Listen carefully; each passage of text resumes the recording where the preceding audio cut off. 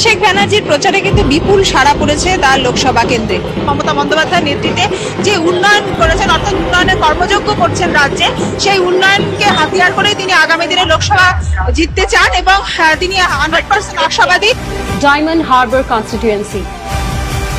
In the Lok Sabha election of 2014, Abhishek Banerjee from All India Trinamool Congress has won over Dr. Abu Hasnat from the Communist Party of India in the constituency of Diamond Harbour. আমি দলের কাছে আজীবন কৃতজ্ঞ থাকবো এবং এই মানুষের সাথে কাজ করে মানুষের সেবায় থাকতে চাই, মানুষের জন্য আগামী দিনে করে দেখাবো। এই প্রতিশ্রুতি আমি দিয়েছি এবং করবই। যতদিন না করব আমাদের এই লড়াই জারি থাকবে। বাংলার অধিকার আমরা দিল্লির বুক থেকে আগামী দিন ছিনিয়ে নিয়ে আসবো।